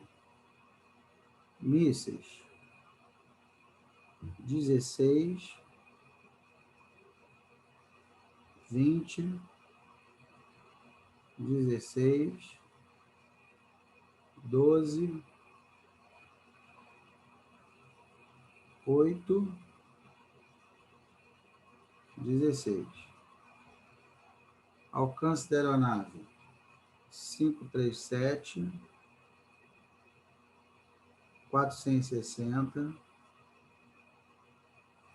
485, 460, 740, 476. Pronto. Tudo maximizar, então preencher a matriz de decisão toda, né? Agora eu vou preencher lá as comparações, agora que o bicho pega, né? Porque se der inconsistente, ele vai reclamar. Então vamos ver. Mas também, assim, quem tem que dar opinião tem que ser um especialista da área, né? Não pode ser a Bangu. Então, a velocidade em relação à carga. Bem, como é um helicóptero de combate, eu vou considerar que a velocidade, um helicóptero de ataque, né? De ataque, ele tem que atacar, então ele tem prioridade sobre a carga. Velocidade em relação ao canhão.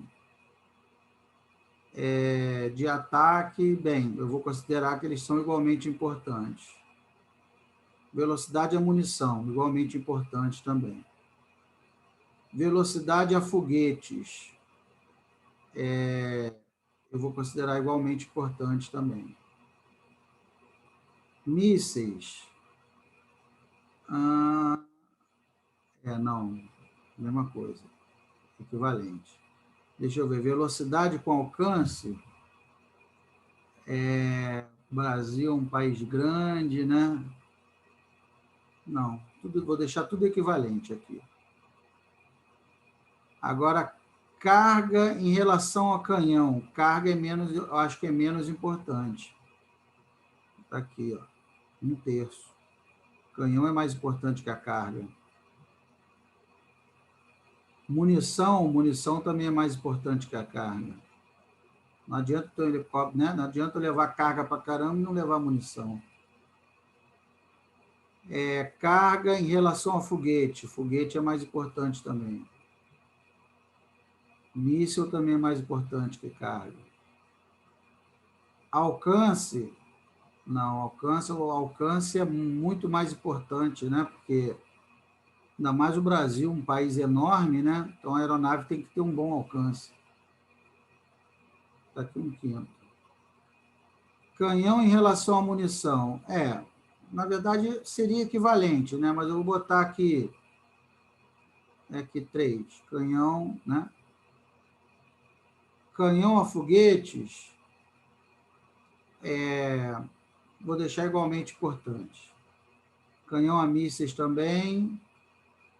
Agora, canhão a alcance, vou botar aqui meio, 2.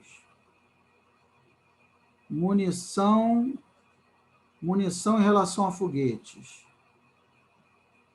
Vou botar aqui só um pouquinho menos importante. Munição a mísseis, também um pouquinho menos importante.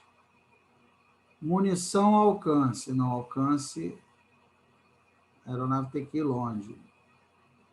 Foguetes em relação a mísseis, igualmente importante.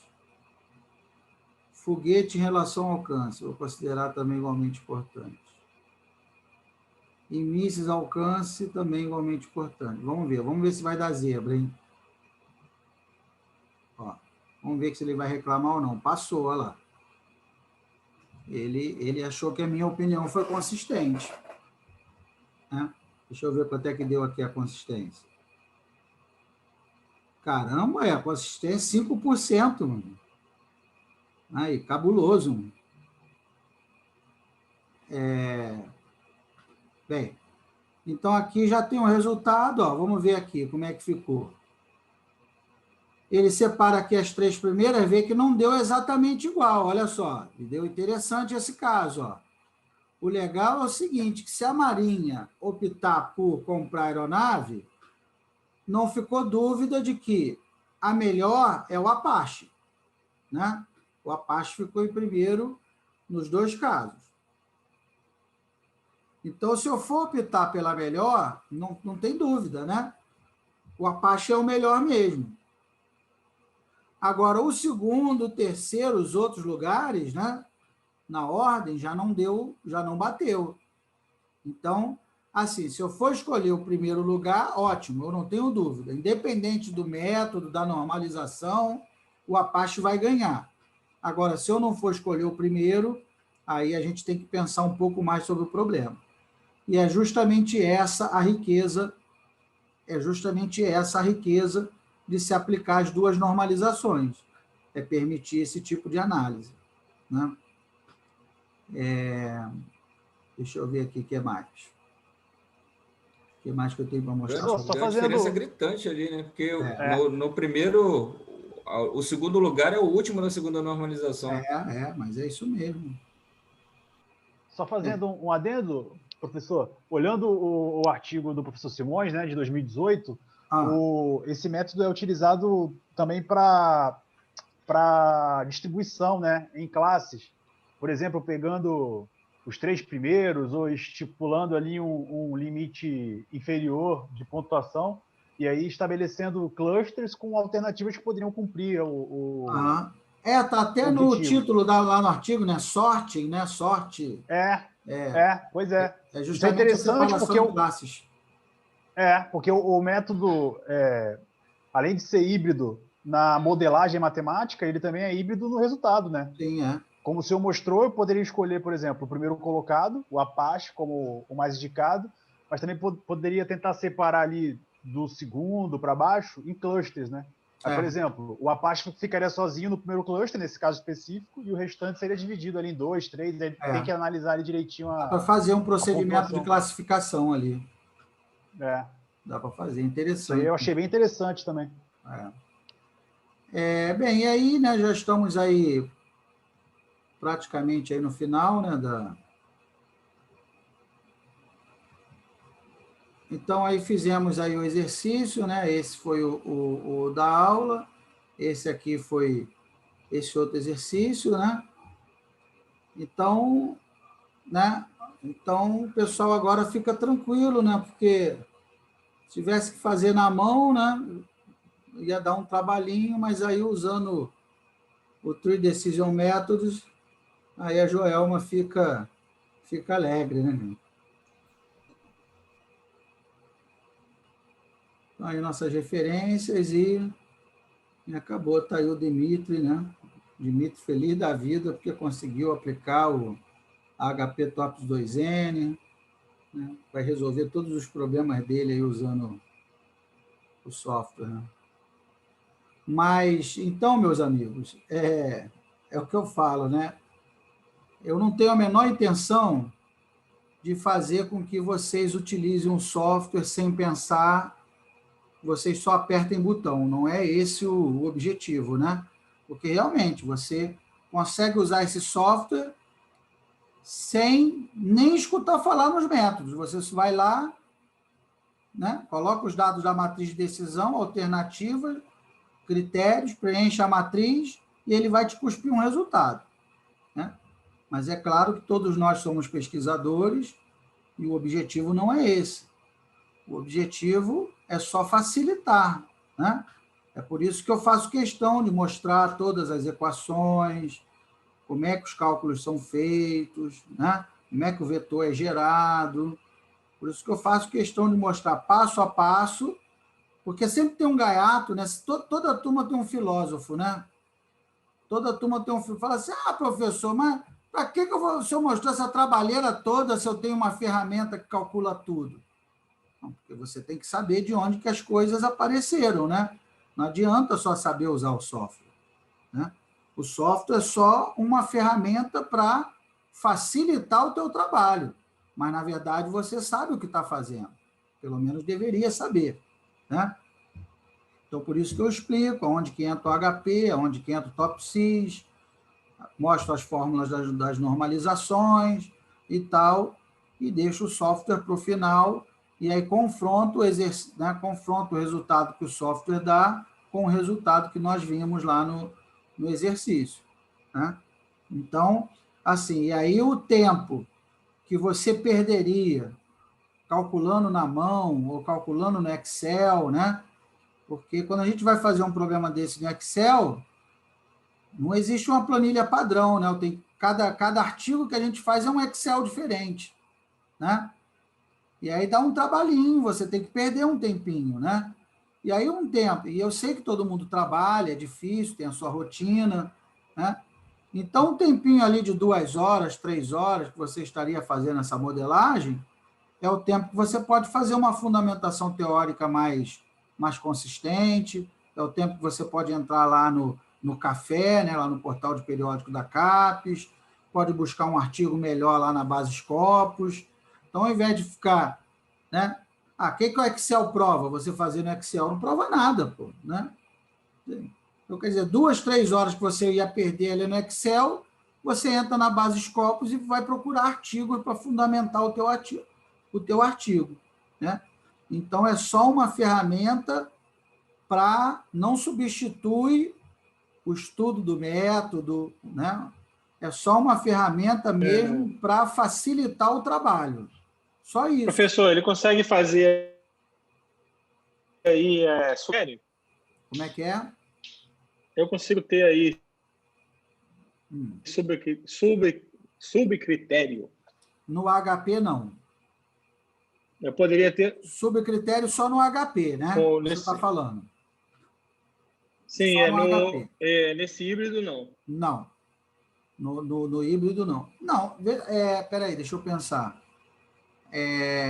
Não, a gente não fez a modelagem de subcritérios, não. No HP, Não. No Excel daria, mas no site não. No Excel seria, sem problema. Não dá para botar subcritérios, não. Todos os critérios estão no primeiro nível e são homogêneos, né? Você tem ali todos no primeiro nível, tá? Ele não trabalha com subcritérios, não. Então, é isso, meus amigos. Então, o método é esse que eu mostrei para vocês, que o professor Simões desenvolveu aí com os alunos dele em 2018. Então, meu objetivo foi mostrar o método, né, o desenvolvimento matemático do método, mostrar a ferramenta, né, o software, o Tree Decision Methods, e aí já é mais uma ferramenta que vocês colocam aí, podem colocar na cestinha de vocês, mais um método, né? Com certeza vocês vão aprender vários métodos durante o mestrado, doutorado e ao longo da vida de vocês, né? E pode ser que esse método sirva para o desenvolvimento do trabalho final de vocês da disciplina, né? Vocês têm que aplicar aí tem que entregar um artigo no final da disciplina, né? Em dezembro. E não sei se vocês vão aplicar o Momentum ou não, acredito que sim, mas o HP TOPS 2N pode entrar aí no final do método Momentum para mostrar, você faz lá vários cenários, né? E no final, para cada cenário, você aplica o HP TOPS 2N para mostrar qual é a melhor solução, qual é a melhor alternativa, tá? Alguém tem alguma dúvida? Acabou que já passamos aí, me desculpem.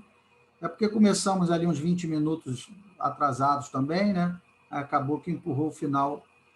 Mas alguém tem alguma dúvida, quer falar alguma coisa?